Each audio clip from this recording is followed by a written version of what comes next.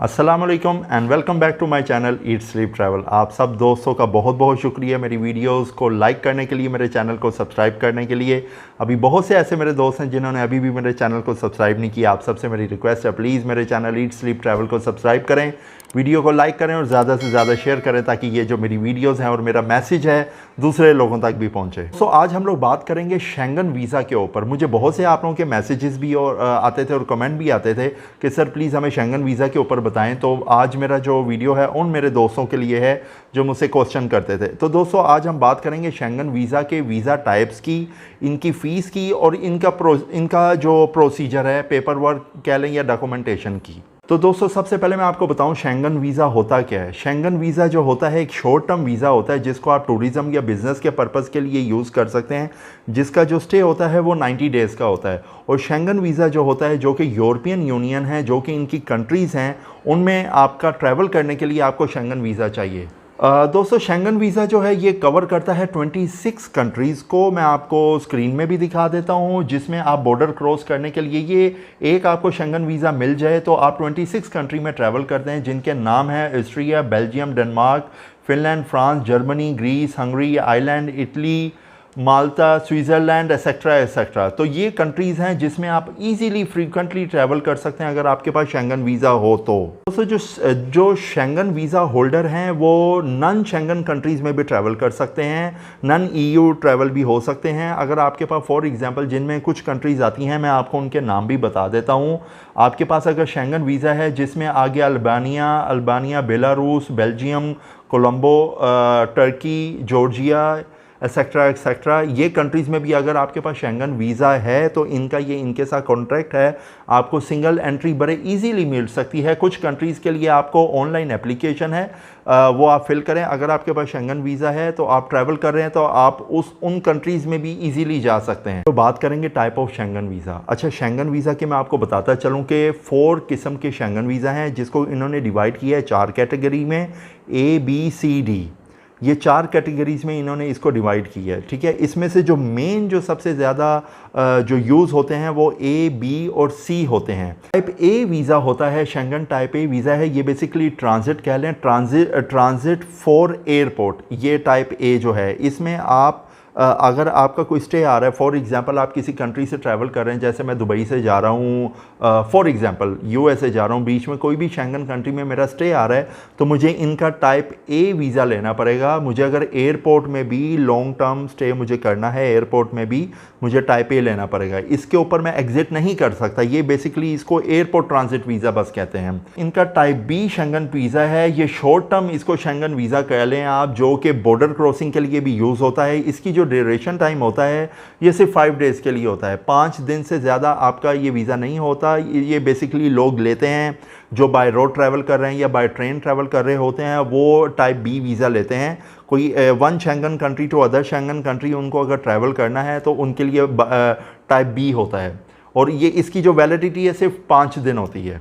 बात करेंगे type C visa की। दोस्तों जो टाइप C वीज़ा है ये बेसिकली टाइप C वो वीज़ा है जो कि मेन इनका वीज़ा कह ले। जैसे हम लोग मेरे दोस्त जो इंडिया, पाकिस्तान, बांग्लादेश, श्रीलंका या दुनिया के किसी भी हिस्से से जो कि जिन्हें वीज़े की ज़रूरत होती है, हम लोग टाइप C वीज़ा अप्लाई करते हैं, जिसकी उन्होंने आगे फिर से 3 कैटेगरीज़ में इसको डिवाइड कर दिया है, single entry, double entry, multiple entry और एक और इसमें इन्होंने टाइप बताई है LTV। ये भी मैं आपको पूरा डिटेल से बताता हूँ। सिंगल एंट्री होता है, जैसे मैंने फॉर एग्जांपल मैंने फ्रांस के लिए अप्लाई कर दिया या मैंने फिनलैंड के लिए कर दिया और मेरा वीज़ा है सिंगल एंट्री, ठीक है। इसमें मुझे सिर्फ एक एंट्री मिलेगी। अगर मैं फिनलैंड से एग्ज़िट करके किसी और यूरोपियन यूनियन में गया हूँ और अगर मैं दोबारा जाना चाहता हूँ, वो उसमें मैं सिंगल एंट्री में एंट्री नहीं ले सकता। ये मेरी सिर्फ वंस है, वो मेरी ख़त्म हो जाएगी। जब मैंने उनका बॉर्डर क्रॉस कर लिया, वहाँ से एग्ज़िट हो गया, मेरी सिंगल एंट्री ख़त्म हो गई। अगर मैं डबल एंट्री वीज़ा लेता हूँ तो उसके ऊपर मैं 2 दफ़ा उस कंट्री में एंटर हो सकता हूँ। फॉर एग्ज़ाम्पल जैसे मैंने फ़िनलैंड के लिए अप्लाई किया है और मैं वहाँ से एम्स्टर्डम चला गया और मेरी फ़्लाइट दोबारा फ़िनलैंड से और मैं 1 आध दिन ठहरना चाहता हूँ, उसके लिए मुझे डबल एंट्री वीज़ा चाहिए। तो मैं एम्स्टर्डम से दोबारा फ़िनलैंड जाऊँगा और वहाँ से फिर मैं फ़्लाई करके जो मेरी फ़ाइनल डेस्टिनेशन है वहाँ फ़्लाई कर जाऊँगा। और उसके बाद जो आखिरी वीज़ा आता है इनका आता है मल्टीपल एंट्री, ठीक है। मल्टीपल एंट्री जो वीज़ा होता है ये आपको 6 मंथ के अंदर 90 डेज़ का स्टे जितनी मर्ज़ी दफ़ा आपको करें, ये डिपेंड करता है। कई लोगों को मल्टीपल एंट्रीज़ जो है वो मिल जाता है, 1 साल का भी मिलता है, कईयों को 3 साल का और 5 साल का भी मिलता है। ये आपकी लक के ऊपर डिपेंड करता है। लेकिन आपको अगर मल्टीपल वीज़ा जो है आप डायरेक्ट नहीं ले सकते। अगर आप फर्स्ट टाइम अप्लाई कर रहे हैं किसी भी यूरोपियन यूनियन के लिए, जैसे छुट्टियां आती हैं, लोग घूमने जाते हैं, आपको फर्स्ट टाइम अगर कर रहे हैं तो आपको सिंगल एंट्री मिलेगा। सेकंड टाइम आप कर रहे हैं तो आप डबल एंट्री भी अप्लाई कर सकते हैं। और अगर फ्रीक्वेंटली फ्लायर हैं, आपके पास ऑलरेडी 3 से 4 वीज़े हैं, तो आप मल्टीपल एंट्री वीज़ा अप्लाई करके 5 साल का भी वीज़ा ले सकते हैं। जैसे मैंने आपको बताया, एक और इनका वीज़ा है LTV, जिसका फुल फॉर्म है मैं आपको स्क्रीन में भी दिखा देता हूँ, लिमिटेड टेरिटोरियल वैलिडिटी वीज़ा। ठीक है, इसका बेसिकली मकसद ये होता है, जैसे आप काम करने के लिए गए हुए हैं या आप स्टडी के लिए गए हैं या आप किसी शेंगन कंट्री में रहना चाह रहे हैं, तो ये इनकी टाइप D और LTV वीज़ा आपको अप्लाई करना है। ये आप टूरिस्ट वीज़ा या ट्रांजिट वीज़ा के ऊपर ये स्टडी और उनका वर्क परमिट नहीं अवेल कर सकते। अगर आप टूरिस्ट गए हैं तो आप उसमें वर्क नहीं कर सकते। मुझे बहुत से दोस्तों के मैसेजेस भी आते हैं और वो मुझसे पूछते हैं कि सर हम टूरिस्ट वीज़ा लेके फ़लानी कंट्री में जा रहे हैं, मैं इस पर काम कर सकता हूँ? लीगली एक लॉ के हिसाब से ये अलाउ नहीं है, आप नहीं कर सकते। अगर आपको उस कंट्री में काम करना है, परमानेंट रहना है, तो आपको उनकी PR या परमानेंट रेजिडेंस चाहिए। आप टूरिस्ट वीज़ा में रह के जॉब ढूंढ सकते हैं, काम कोई देख सकते हैं, क्योंकि ये टूरिस्ट और बिज़नेस वीज़ा आता है, आप देख सकते हैं।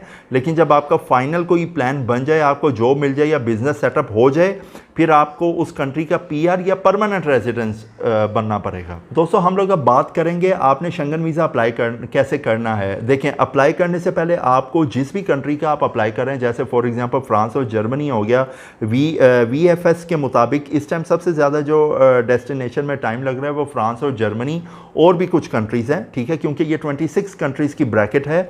जो मेन इसमें जो सबसे ज़्यादा बिजी रहते हैं, जैसे उसमें एम्स्टर्डम आ गया, फ्रांस और जर्मनी, ये बहुत बिजी रहते हैं। VFS की एक जो इंस्ट्रक्शन और जो मैं न्यूज़ पढ़ रहा था, मैंने जब ये स्टडी की वीडियो बनाने से पहले, उन्होंने कई कंट्रीज़ का बोला कि आप 6 मंथ के बाद का, फॉर एग्जांपल जैसे होटल और टिकट रिजर्वेशन करें, आप 6 मंथ के बाद का अपना ट्रैवल प्लान रखें, क्योंकि ये कोविड के बाद जो है बहुत ज़्यादा लोड पड़ गया है और ट्रैवलर्स एकदम टूट पड़े हैं। सब लोगों को यूरोपियन कंट्रीज़ में ही जाना है, तो उस वजह से बहुत टाइम लग रहा है। इसलिए उन्होंने बोला कि एटलीस्ट आप 6 मंथ बाद का अपना जो है ना ट्रैवल प्लान करें। ऐसा नहीं है, कई कंट्रीज़ हैं जिनका पेपर वर्क में ऑलमोस्ट लाइक 15-20 या महीना भी लगता है, लेकिन मेन इस टाइम वो कह रहे हैं आप 6 मंथ अपने जहन में रखें अप्लाई करने से पहले। अब हम बात करेंगे डॉक्यूमेंटेशन की, और उससे पहले मैं आपको एक बात बताता चलूं कि हर कंट्री की रिक्वायरमेंट्स कुछ डिफरेंट होती हैं, और वो आपसे ड्यूरिंग वीज़ा जब आप अप्लाई कर देते हैं, उनके पास ये अथॉरिटी और राइट है कि वो आपसे बाद में भी पूछ सकते हैं कि आप ये फ़लाना डॉक्यूमेंट प्रोवाइड करें। तो इसमें कोई परेशानी की बात नहीं है। इसके ऊपर भी मुझे बहुत से मैसेजेस आ जाते हैं लोगों के, दोस्तों के, सर अब ये डॉक्यूमेंट चाहिए, ये मांग रहे हैं। तो अगर देखिए वो मांग रहे हैं तो आपको उनको प्रोवाइड करना है। ठीक है, अच्छा ये मैं आपको स्क्रीन में भी दिखा देता हूँ। डॉक्यूमेंटेशन नॉर्मल डॉक्यूमेंटेशन है, इसमें कोई इतनी रॉकेट साइंस नहीं। फिर से जैसे मैं आपको बता रहा हूँ, अगेन पासपोर्ट आपका जो है उसकी वैलिडिटी शेंगन वीज़ा की अगर आप मेन उसमें जाएं वो 3 मंथ कहते हैं, लेकिन रिक्वायरमेंट 6 मंथ है। 6 महीने से ज़्यादा आपका पासपोर्ट होना चाहिए। फिर उसके बाद साइंड वीज़ा एप्लीकेशन फॉर्म होना चाहिए। फिर आपकी 2 रीसेंट फ़ोटो होनी चाहिए जो कि 3 महीने के अंदर अंदर उतरी हो। फिर उसके बाद बैंक स्टेटमेंट चाहिए, proof of application fees payment जो आपने की हुई है। ठीक है, फिर proof of travel medical insurance भी इसमें चाहिए। ठीक है, फिर उसके बाद आपकी ट्रिप की जो है वो पूरा ट्रैवल प्लान कह लें, इंक्लूडिंग आपने डेट मेंशन की हो।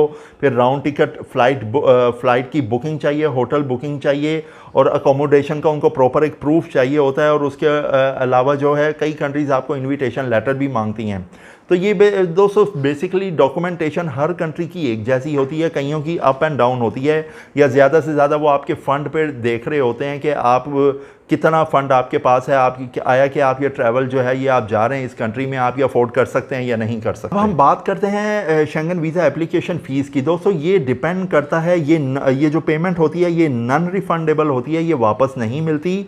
ठीक है। और ये डिपेंड करता है आपकी डेस्टिनेशन के ऊपर और एज के ऊपर। और ये आप पे कर सकते हैं क्रेडिट कार्ड, डेबिट कार्ड या जो भी आपके पास ऑनलाइन फंडिंग या जो भी आपके पास तरीक़ाकार है आप इसको पे कर सकते हैं। कोई इतनी इसमें भी वो परेशानी वाली बात नहीं है। ये एज के ऊपर बनता है। अडल्ट के ऊपर जो है इसकी जो फ़ीस है वो यूरो में अगर हम कैलकुलेट करें तो इट्स 80 यूरो एंड डॉलर में ये 96 और के ऊपर चला जाता है, depend on the fluctuation of currency. और बच्चों की अगर हम बात करें 6 से 12 साल के जो एज के बच्चे हैं उनकी ये बनती है 40 यूरो और डॉलर में अगर अगेन इसको हम कन्वर्ट करें तो ये 48 डॉलर बन जाती है। लास्ट में जो हम बात करेंगे एप्लीकेशन ट्रैक का, ये आपने जब सारा कुछ रेडी हो गया, फ़ीस पे हो गई, सारा कुछ होगा, ये होता है VFS में। ठीक है, ये सबमिशन होती है। बहुत सी कंट्रीज़ हैं जिनका VFS में होता है, ऑलमोस्ट सभी का VFS में करेंगे। एप्लीकेशन जब सब कर दिया, आपने इसकी एप्लीकेशन को अपना ट्रैक कैसे करना है? ट्रैक आपने ऐसे करना है, आपने रेलिवेंट एम्बेसी या उनकी जो वेबसाइट है आपने उसमें जाके ही जो ऑनलाइन सिस्टम है आपने एप्लीकेशन सबमिट किया, आप इजीली आपके पास रेफरेंस नंबर होना चाहिए, आप उसमें रेफरेंस नंबर टाइप करें, आपकी एप्लीकेशन आ जाती है। आप VFS से भी, VFS ग्लोबल से भी कांटेक्ट कर सकते हैं। वैसे अब जैसे मैं आपको बताता हूँ इट्स ईजी, सब कुछ ऑनलाइन है, कोई इतनी परेशानी वाली बात नहीं है। तो आप अपनी एप्लीकेशन को ट्रैक कर सकते हैं और इंशाल्लाह आप सबको यूरोपियन यूनियन का या किसी भी, आप कहीं भी घूमना चाह रहे हैं, आपको वीज़ा मिले, आप हॉलीडे के लिए जाएं, एंजॉय करें। बिज़नेस करने जा रहे हैं तो बिज़नेस करें और कामयाब हो। तो आई होप आपको ये मेरी वीडियो पसंद आई। प्लीज़ इसको लाइक करें, सब्सक्राइब करें, चैनल को, वीडियो को शेयर करें ताकि ये मैसेज आगे भी मेरे दोस्तों तक जाए। इंशाल्लाह हम दोबारा मिलेंगे एक नए टॉपिक और नई वीडियो के साथ। टेक केयर, अल्लाह हाफिज़।